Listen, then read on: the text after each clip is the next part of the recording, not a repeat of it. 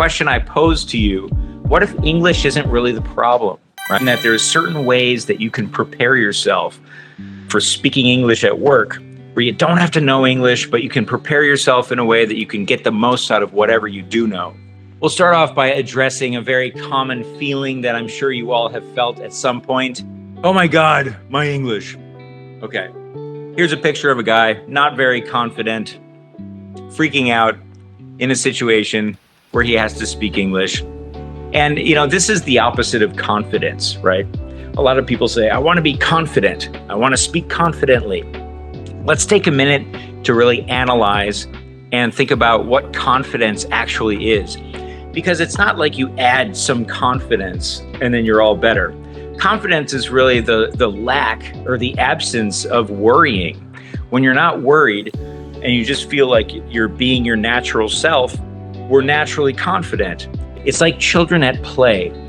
Children don't play confidently, but they look confident. They're playful. They're just having fun. When you're having fun, when you're interested in what you're doing, that's all it means to be confident. And if you lack confidence, it means you're troubled or you have a big, overwhelming task. You're worried, you're stressed.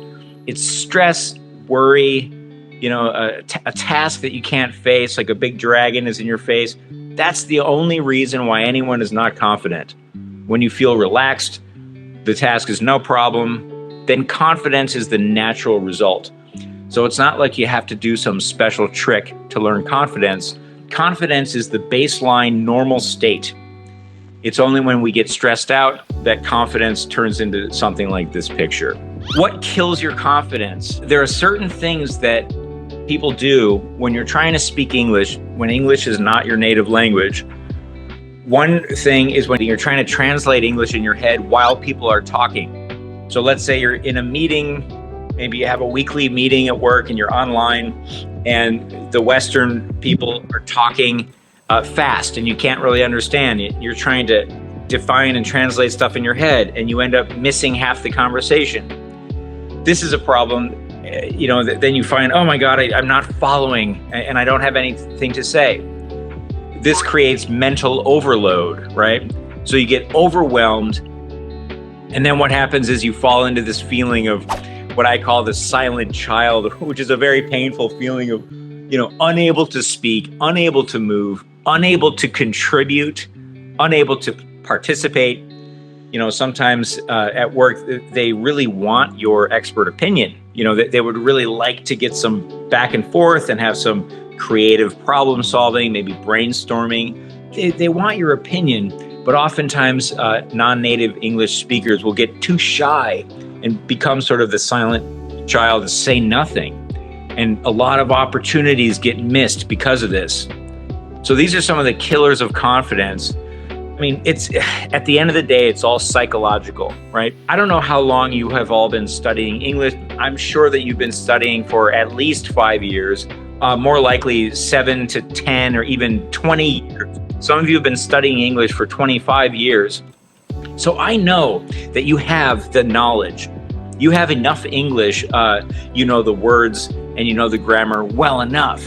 So it's really not a question of what you know, but what you're able to use. You don't have to learn English. You've already done that. You've already done the work. You've done years and years of learning English. And as soon as you start to use it, it gets easier and easier and easier. A lot of people have a hard time believing this. They're like taking 1,000 English classes and it never gets easier. Well, if you approach the problem in the right way, it does get easier.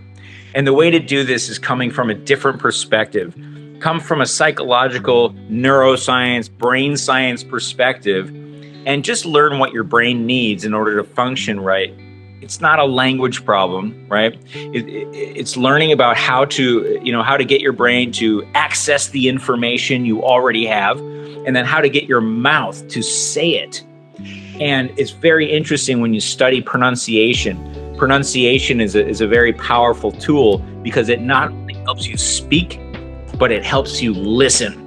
When you learn how to pronounce things, you will hear 10 times more, right? So the better you can say something, the better you can hear it said. And the faster you can say something, the smoother you can say something. When you can get the right patterns of speech, then you'll hear those same patterns. So speaking and listening are the same thing. And all you have to do is learn one of them, and the other one naturally builds up. So, the question I pose to you, what if English isn't really the problem, right? Sometimes it's a matter of muscle memory.